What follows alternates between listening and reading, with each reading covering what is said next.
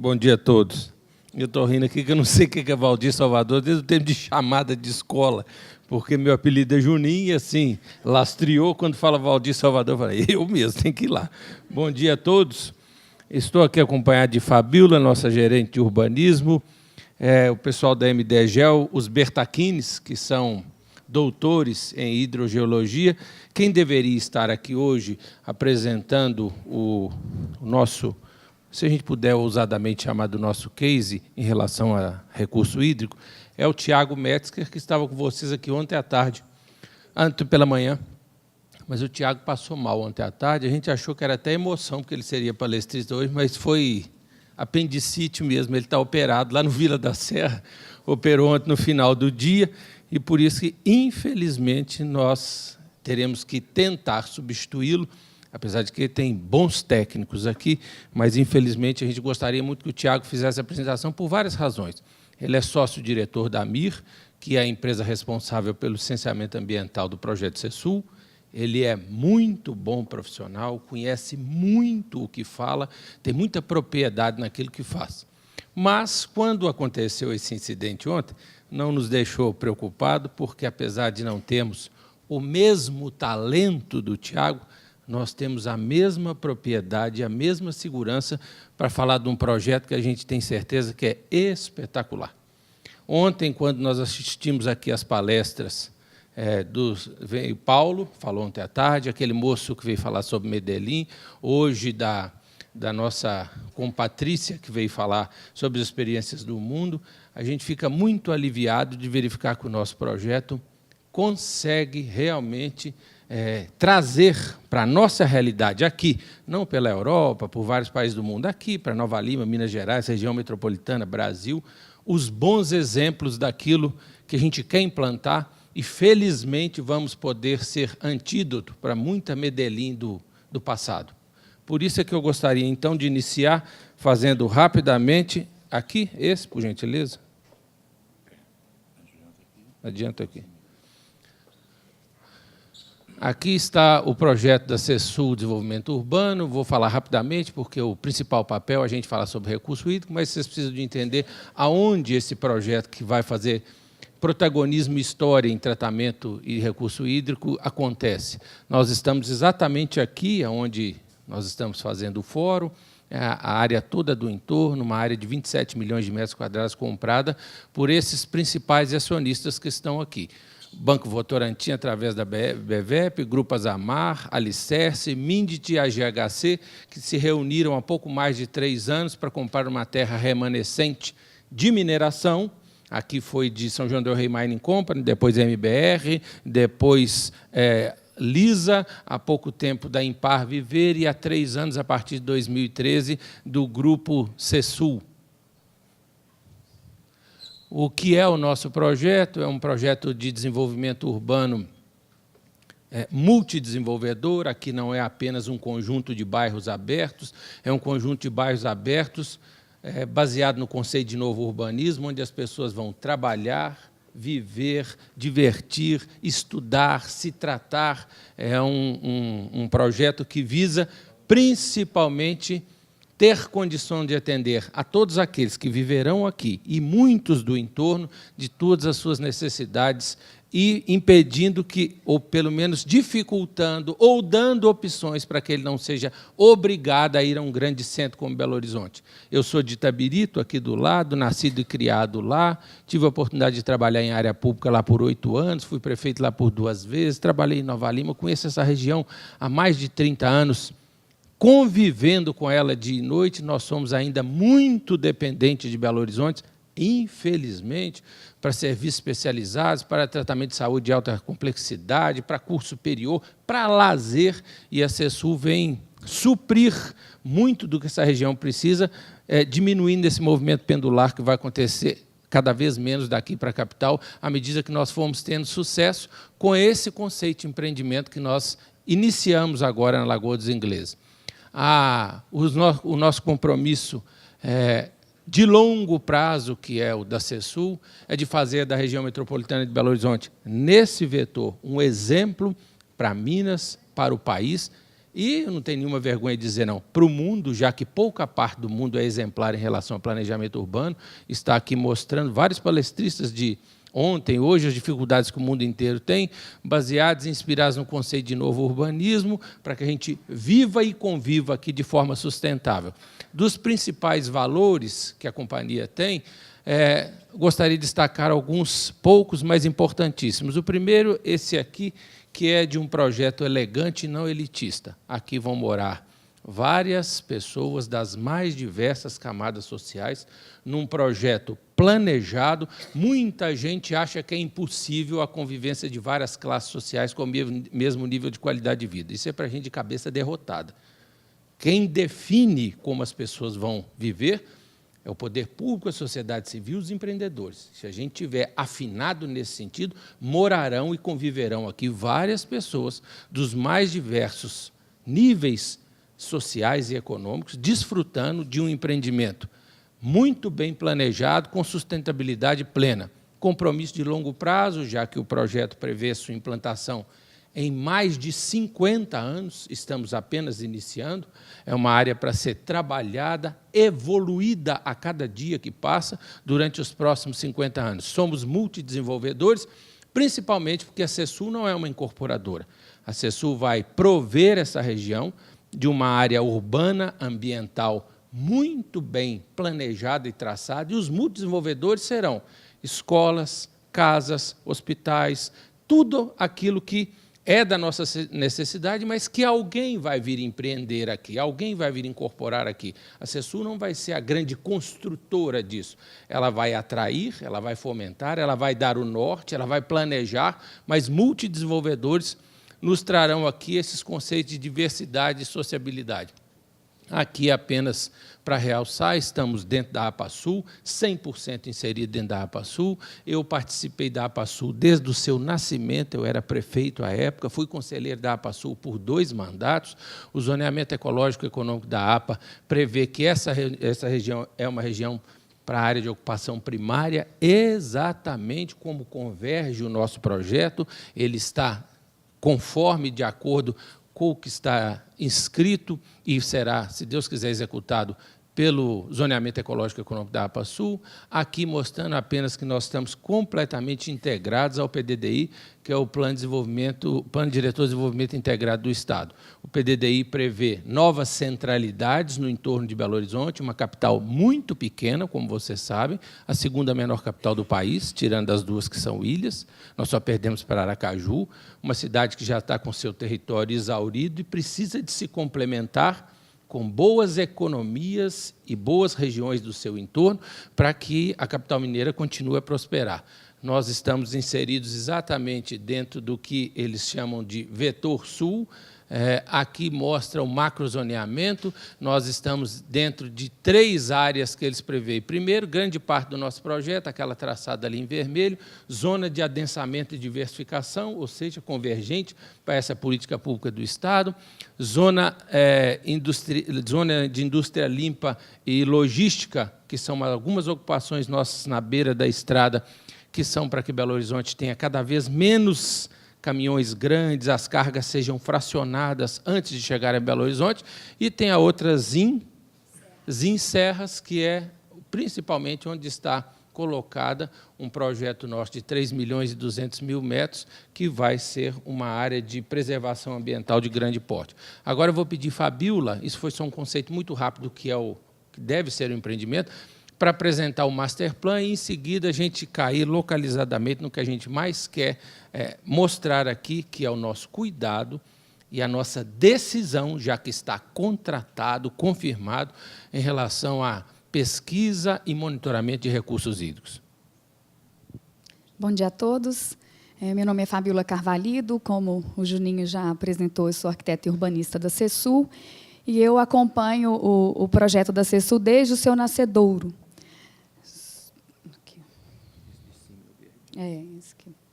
Bom, antes mesmo da CESUL ter definido qual urbanista desenvolveria o planejamento territorial, a gente iniciou todo o processo por uma conexão direta com o meio natural que a gente tem, né? Que os nossos terrenos são glebas indivisas e, como muito bem destacado pela palestrante anterior, a Mônica Guerra, essa conexão direta é muito importante para a gente saber definir de que forma a gente vai ocupar um espaço urbano para que ele seja harmônico com os recursos naturais e que isso aconteça de uma maneira harmônica com as pessoas também. Esse processo se iniciou, então, com uma macroavaliação ambiental e urbana do território. Nós pegamos, então, todas as plantas topográficas do nosso território, analisamos o território com relação às legislações vigentes, tanto municipais quanto regionais e metropolitanas, avaliamos todos os aspectos ambientais presentes nesse território que a gente tinha para trabalhar e fizemos, então, uma série de mapas, né? São várias camadas que a gente sobrepôs e, ao final dessa macroavaliação, a gente tinha definido, então, um mapa com duas únicas camadas. Uma camada que foi definida como sendo para a área de conservação ambiental e uma segunda camada que foi definida como áreas para vocação urbanística. A partir desse mapa constituído, e quando a gente já tinha definido, né, que o urbanista do projeto seria o Jaime Lerner e toda a sua equipe, né, aqui presente o Paulo Kawahara e a Fabiana, o escritório do Jaime, então, recebeu esse mapa. E foi em cima dele que eles trabalharam. E já na macroavaliação, a gente identificou que um grande ativo do empreendimento seria a criação de uma unidade de conservação, que eu vou mostrar mais à frente. Bom, de posse lá, né, da nossa macroavaliação ambiental, a gente foi se reunindo com a equipe do Jaime e definimos os conceitos básicos do nosso projeto. Ele é todo inspirado no novo urbanismo, né? Ontem as palestras foram excelentes nesse aspecto. Então, é mesmo um lugar feito para que a gente tenha os serviços da vida cotidiana todos atendidos aqui. É claro que a gente pode ter, sim, deslocamentos para a capital e para outras regiões do Estado, mas isso vai ser mais por um processo de escolha do que por dependência, como acontece hoje, né? Aqui na CESUL, né, a centralidade sul definida no PDDI, por que a centralidade sul está saindo, talvez, à frente das demais? Porque aqui nesse território a gente tem uma grande concentração de terras de um único grupo empresarial. Então, ficou fácil planejar de forma integrada o território e mostrar para a sociedade o que se pretende implantar aqui. As outras centralidades da região metropolitana também estão se desenvolvendo, mas é um pouquinho diferente, porque lá nós temos vários proprietários de terra dentro de um território, né? Bom, as principais características do nosso projeto, o Juninho até já destacou, né, mas é um conjunto de bairros com heterogeneidade social e multiplicidade de usos, porque, para a gente atender, né, os serviços da vida cotidiana e possibilitar essa fixação das pessoas aqui, a gente precisa de oferecer emprego, lazer, cultura, educação, moradia e para todas as classes. É claro que o desenvolvimento urbano de uma centralidade ele está muito relacionado ao fomento, né? A CESUL, o Grupo CESUL, tem plena consciência de que o fomento econômico é necessário, porque, se a gente traz oportunidade de emprego e trabalho, as residências vêm por consequência. Essa região já começou o desenvolvimento aí no final da década de 90, quando o primeiro empreendedor implantou aqui o bairro Alphaville Lagoa dos Ingleses, mas, naquele momento, talvez a visão de fomento tenha sido um pouquinho diferente. E a gente já chegou à conclusão que a simples comercialização dos terrenos não garante a ocupação do local. Por quê? Aquelas pessoas que compraram os terrenos para ocupar com as suas casas ficam aguardando o comércio chegar para elas se fixarem. E aqueles que compraram os terrenos para implantar as empresas ficam aguardando a demanda de moradores chegar para eles implantarem o serviço. Então, necessariamente, o fomento é uma característica desse projeto. Bom, depois, né, de muito trabalhar, a gente tem, então, aqui o desenho do nosso master plan. Assim como foi definido no PDDI, né, que foram as 3 centralidades metropolitanas, para a gente desafogar um pouco a dependência de Belo Horizonte, dentro do território do nosso Master Plan, nós definimos também 3 subcentros, que são essas áreas marcadas em vermelho. Nós temos uma subcentralidade aqui, uma subcentralidade aqui e outra subcentralidade aqui. O que é essa subcentralidade? Nesses locais é onde eu tenho a maior diversidade de usos, onde eu tenho a maior altimetria e a maior densidade.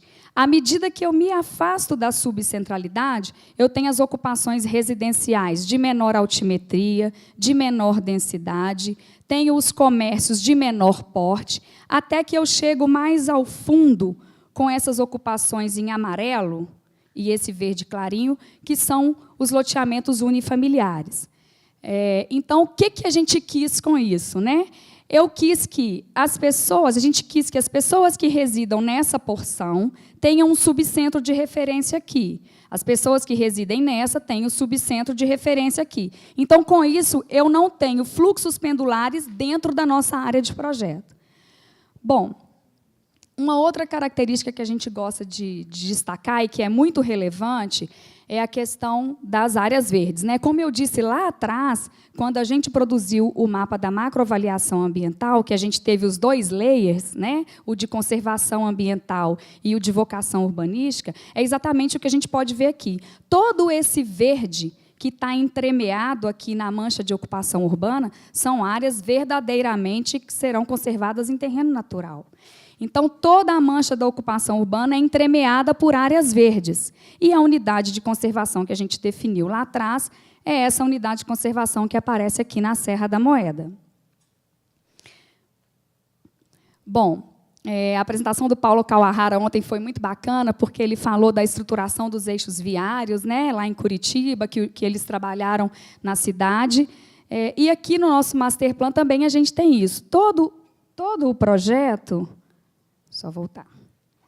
Ele foi estruturado. Aquelas 3 subcentralidades estão ao longo de um eixo estruturante que se conecta com os nossos 2 grandes eixos, que é a rodovia 040 e a rodovia 356.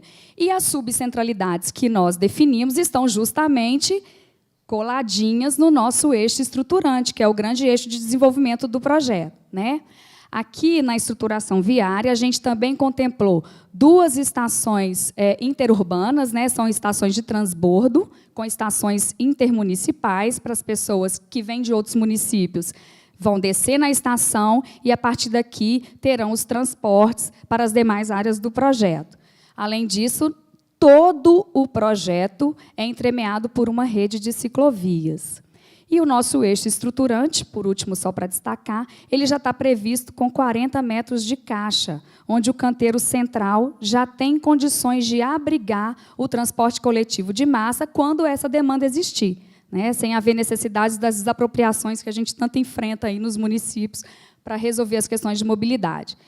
Em termos dos grandes números do projeto, a gente tem aqui, de área parcelável, o equivalente a mais de 20 milhões de metros quadrados, que é a área do Master Plan que encontra-se em licenciamento. Um dado muito importante é a gente mostrar que o percentual de área vendável, né, que é a área dos lotes que serão verdadeiramente ocupados, ela é inferior ao percentual de áreas públicas. E se a gente ainda somar com as demais áreas verdes constituídas pelas faixas de servidão, com a unidade de conservação que está na Serra da Moeda, com a área das Lagoas dos Ingleses do Miguelão, a gente percebe que esse percentual de áreas que é destinado ao uso coletivo é infinitamente maior do que as áreas destinadas à ocupação urbana. E aí, para ilustrar um pouquinho disso, né, se a gente tivesse todo o nosso projeto 100% ocupado, edificado naquelas áreas que foram destinadas à edificação, a gente teria, então, né, 64% do território em terreno natural, totalmente permeável.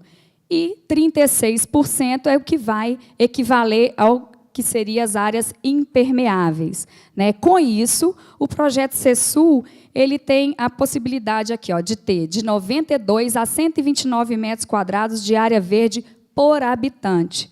Essa variação de 92 a 129 só acontece porque hoje a estimativa do IBGE para ocupação de domicílios é de 3,08 habitantes por domicílio, e existe uma progressão que daqui a 40, 50 anos esse dado pode chegar a 2,2. Por isso é que tem essa variação aqui.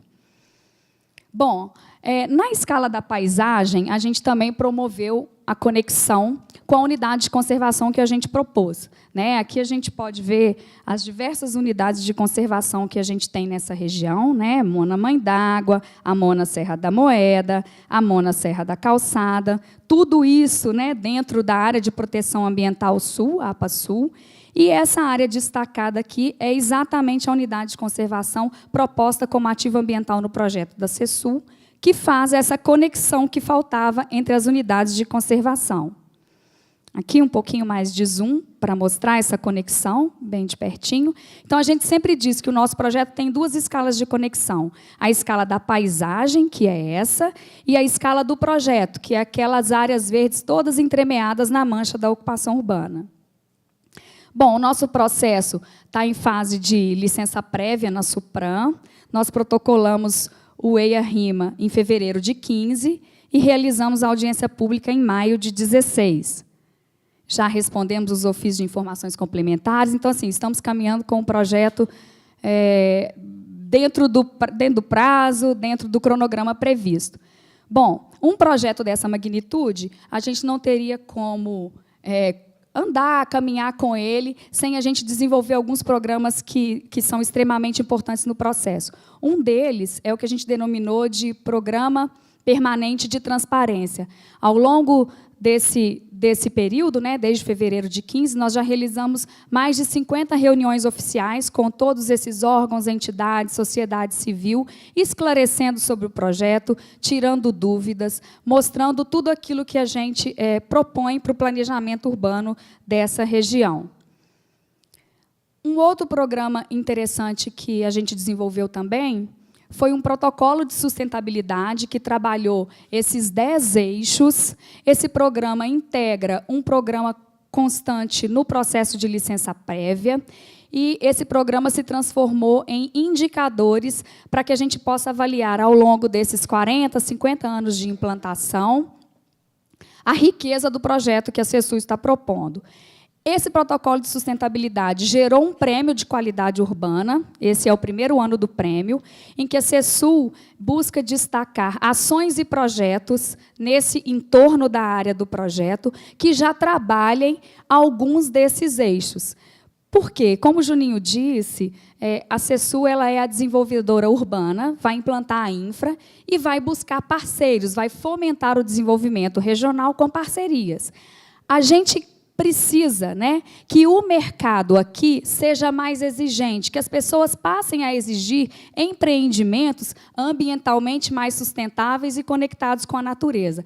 Por isso é que a gente criou o prêmio, para que toda a sociedade civil, as pessoas físicas, as organizações sociais possam destacar essas ações que já acontecem e propor projetos também, para a gente influenciar realmente as exigências do mercado.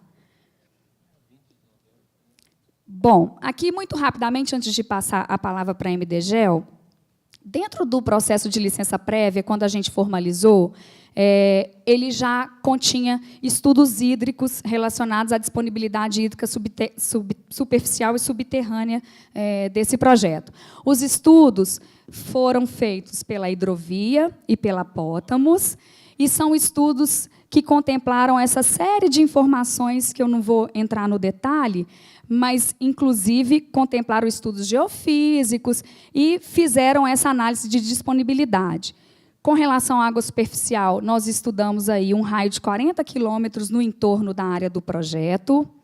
Com relação à água subterrânea, nós estudamos todos esses domínios hidrogeológicos que estão destacados aqui em preto, né, que são bem superiores à poligonal do projeto, que é essa que está em vermelho.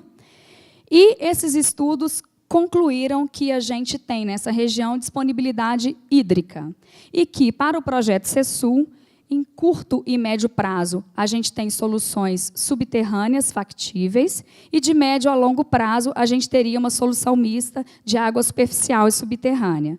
Esses estudos foram apresentados à concessionária local, porque toda a área desse projeto ela está numa zona de concessão, né, para abastecimento de água e tratamento de esgoto, e a gente, juntamente com a concessionária, que é envolvida em todo esse processo, né, não só de licença prévia, mas depois no desenvolvimento dos projetos básicos e executivos de água e esgoto, a concessionária participa de todo o processo, a gente discutiu e a concessionária anuiu pela viabilidade de abastecimento de água nessa fase de licença prévia.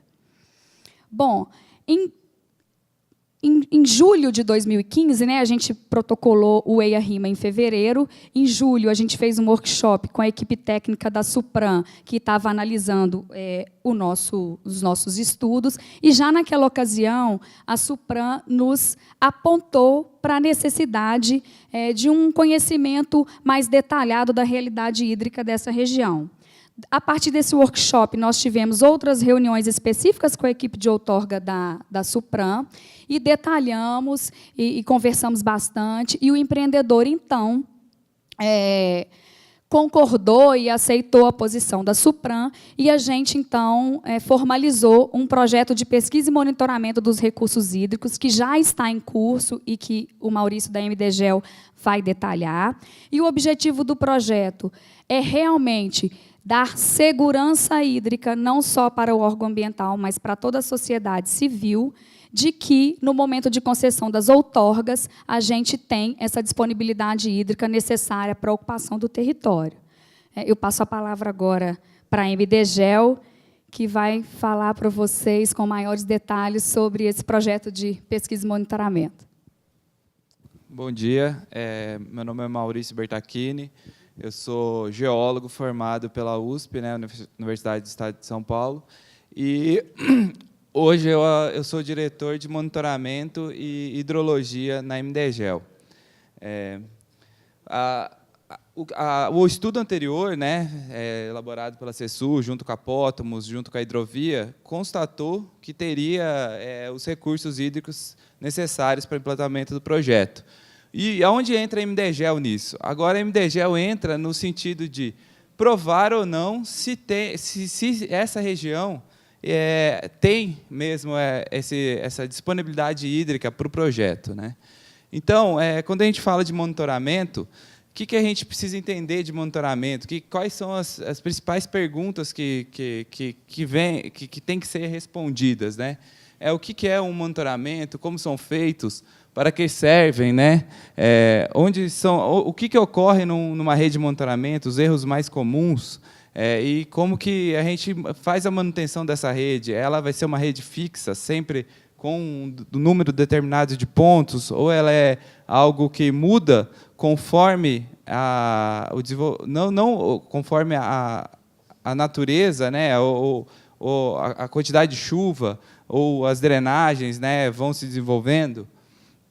Então, além disso, né, a MDGEL se baseia muito no Código 23 do IGAN, onde ele lista várias atividades que têm que ser tomadas para garantir essa questão da disponibilidade hídrica. Então, não é uma coisa tirada simplesmente da experiência aí de 26 anos da empresa, que ela pegou e inventou um sistema de análise de disponibilidade hídrica. Não, ela segue algo que já é regulamentado. Então, a rede de monitoramento, falando em termos gerais, né, ela vem a atacar esses três principais fatores, né, que é onde, como nossa amiga Mônica falou na palestra dela, em que situação, no início, aquele vídeo que ela passou, aonde a água se encontra no ciclo hidrológico, né? Então, para isso, no monitoramento, a gente tem que fazer o levantamento dos níveis da água, de aquíferos, quando a gente fala de água subterrânea, vazões de descargas nos cursos d'água, para monitorar também esses pontos de água subterrânea, ou quando tem no ciclo hidrológico, período chuvoso, como que essas drenagens estão se desenvolvendo, e principalmente os dados pluviométricos também, né, que é a quantidade de chuva que tem na região. A importância do monitoramento esses três pilares são dados que a gente são importantes para definir o monitoramento, porque o que a gente quer? A gente quer pegar o meio físico, o que está acontecendo no física real ali, né, e passar para o entendimento para poder fazer simulações futuras. Se eu colocar poços, se eu colocar barragens, né, nessa estrutura, se eu mudar, eu interagir com a natureza, né, alterando alguma coisa em curso d'água ou no próprio aquífero, o que vai acontecer? Né? Como eu tenho que conseguir representar isso, avaliar como que é o local hoje e depois representar isso conforme a interação da população com a natureza. Então, aqui é citado lá no vídeo o ciclo hidrológico. O que é? A água ela vai estar circulando, né, nesses sistemas, né? Aquífero, água subterrânea, lagos, córregos, a precipitação, transpiração. E a interação desse ciclo é o que a MDGEL quer, com o monitoramento, definir como que está hoje, antes do empreendimento, e com o desenvolvimento do empreendimento, como que vai ficar. Né? Então, principalmente porque o ciclo hidrológico ele define essa variação, que a gente chama de reserva renovável. Isso agora a gente partindo mais para tratar da interação da água pluviométrica com a água subterrânea. Então, a gente pode descrever uma reserva renovável de água subterrânea, uma reserva geológica. E o que é o ciclo? O ciclo são meses mais chuvosos, que é o que a gente está entrando agora, a tendência agora é ter mais precipitação, que o final do período seco aqui para a nossa região foi em setembro, e depois, seguido, a gente volta para a parte do ciclo do período seco, que a gente chama. E o monitoramento ele vai definir o quê? Nós estamos num ciclo hidrológico mais seco, o que é? Com mais escassez de pluviometria, a interação aí, né, pluviométrica está menor. Hoje, a MDGEL, estudando outros casos, a gente sabe que a gente está numa sequência de 3 anos aí, mais secos do ciclo hidrológico, ou estamos num ciclo hidrológico mais chuvoso, com mais água, mais disponibilidade de água. Podemos perceber que, no decorrer dessa passagem do ciclo hidrológico, se eu não tenho influência nenhuma, se eu não tenho atividade da humanidade nenhuma, eu percebo que o meu nível da reserva renovável ela varia conforme a disponibilidade de chuva que eu tenho e é recarregada nos aquíferos. Né? E a minha reserva geológica ela sempre se mantém constante. Então, isso é uma outra coisa que a gente enxerga, que tem que ser estudado para frente, que é a utilização desse reservatório geológico, que é uma água que está armazenada lá nos aquíferos e ela não é utilizada. Tem que haver estudos, porque em períodos de ciclo hidrológico mais chuvosos, a gente tem uma perda de água, digamos, pelo ladrão, né, como se fosse uma caixa d'água. Então, a gente, se disponibilizasse mais um espaço dentro da reserva geológica, às vezes a gente poderia armazenar essa água para depois ser usada num período de ciclo hidrológico mais seco. Reutiliza a água, né? Armazena e reutiliza. Então, o objetivo agora é só falar dessa rede que está sendo implantada, porque a rede de monitoramento não é algo fixo. Vou monitorar 3 pontos, não é isso, ela muda conforme a necessidade. Então, a rede de monitoramento da CESU, né, que é? Para que a gente está fazendo? Né, que nem eu falei, elaborar um banco de dados, né, quantificar as vazões das principais drenagens, determinar o nível de água da região e fornecer, principalmente, dados com isso para o modelo hidrogeológico numérico. O que é isso? É a própria representação do meio físico, que a gente vai elaborar um modelo conceitual, como que a gente enxerga o aquífero, como que é a interação da água com esse monitoramento. Depois, a gente vai passar para a área computacional dele. Vai representar ele no computador. Mas por que fazer isso? Né? A gente vai fazer isso principalmente para quê? Vamos ver, a CESU não é sozinha aqui na região. Então, o meu vizinho fez uma estrutura assim, como que eu posso simular, ou ele quer fazer uma estrutura, a CESU quer implantar um poço, então a gente vai simular, caso essa estrutura, essa implantação do poço, a gente vai pegar, conseguir simular a resposta do aquífero com essas modificações.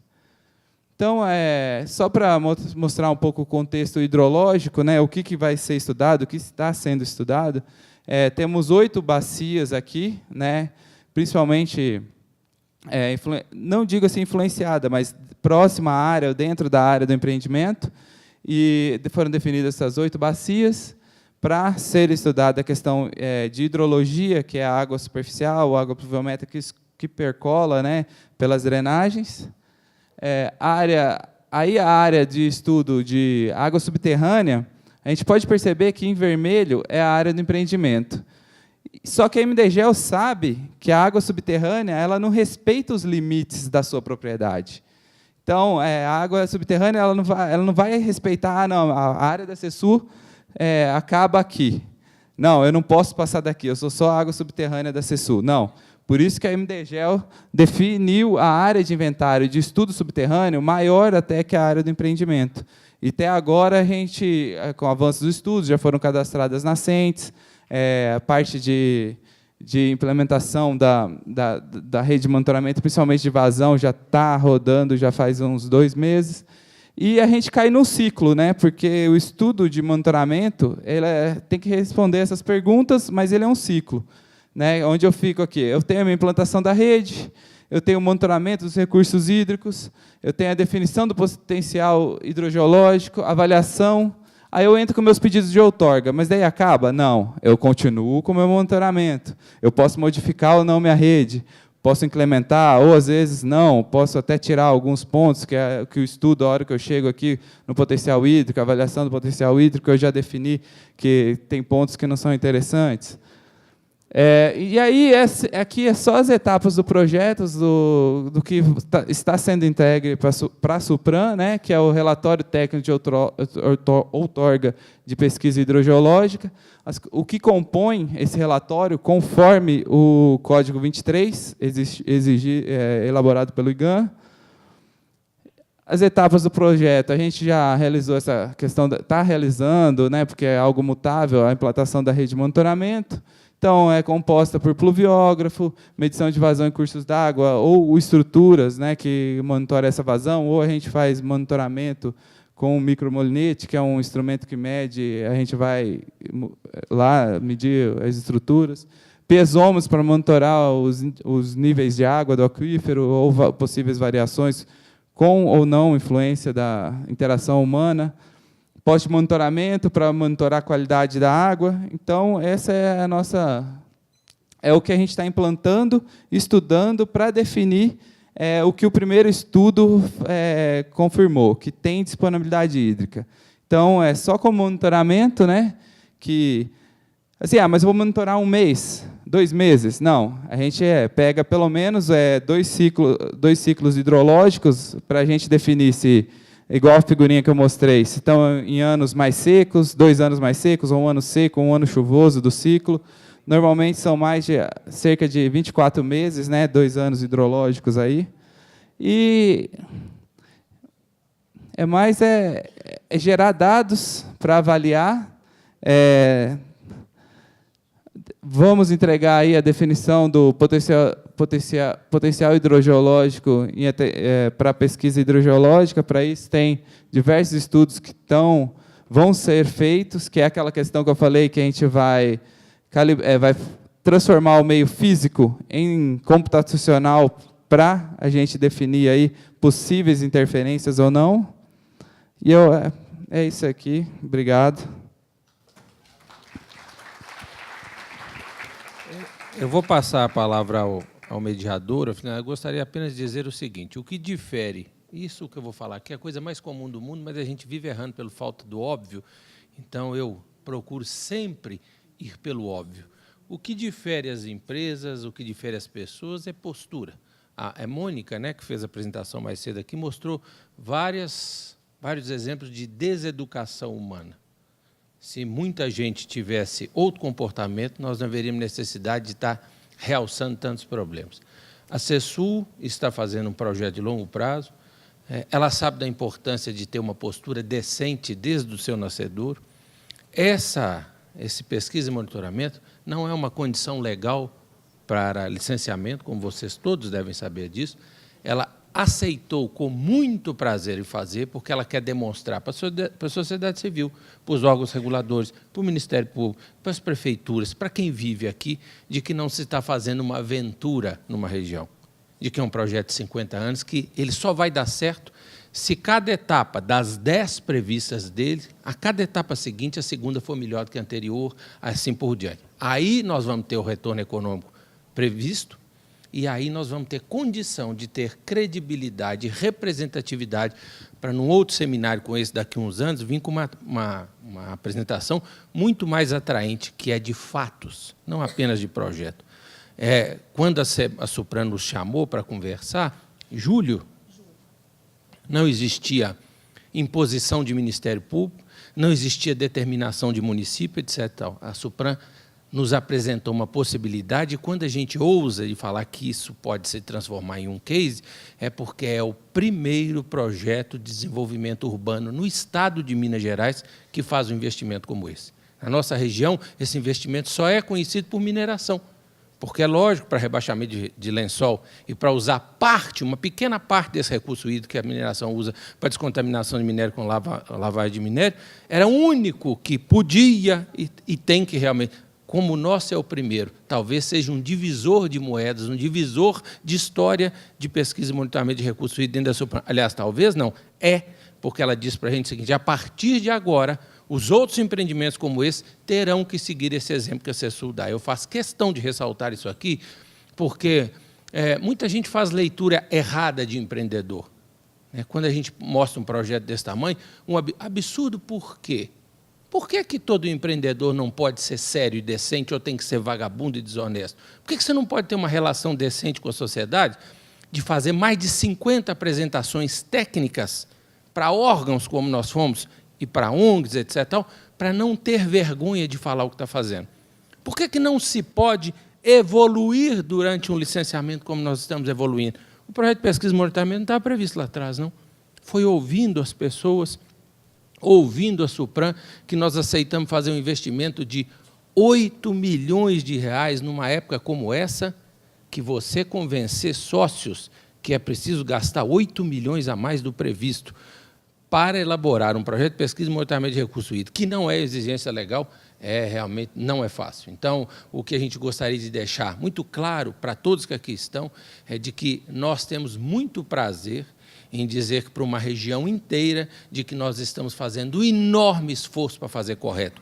Teve uma parte aqui da apresentação da MDGEL que os Bertacchini falaram o seguinte: recurso hídrico não respeita limite de propriedade. É verdade. Nós estamos pesquisando e dando satisfação à sociedade e à Supran, além das nossas terras, para provar que uma região inteira tem um comportamento hídrico dessa ou daquela forma. Esse é que é o case. É case de responsabilidade, de decência, de educação empresarial, de postura, de querer fazer o correto, para a gente, daqui a uns anos, não ter alguém apresentando num fórum como esse, uma região de comportamento de deseducação empresarial e pessoal. Se a CESUL não for a primeira a tomar um rumo desse, de que vai adiantar lançar, como nós lançamos e vai ser premiado agora dia 20 de novembro, o projeto CESUL de qualidade urbana, incentivar incorporadoras, pessoas físicas e ONGs a terem um comportamento correto, de reaproveitamento de recursos hídricos, de energia, etc. Se nós não fizermos, não é esse o papel da CESUL. Então, eu queria agradecer ao Breno, que nos deu essa oportunidade, ao fórum, e dizer que a gente espera, por outras oportunidades, vir aqui não só apresentar mais projetos, mas resultados de uma postura decente de que quem quer fazer de uma região um lugar absolutamente exemplar e sustentável para a gente viver. Nós vamos ficar aqui à disposição à medida que as perguntas aparecerem. Muito obrigado e bom dia a todos.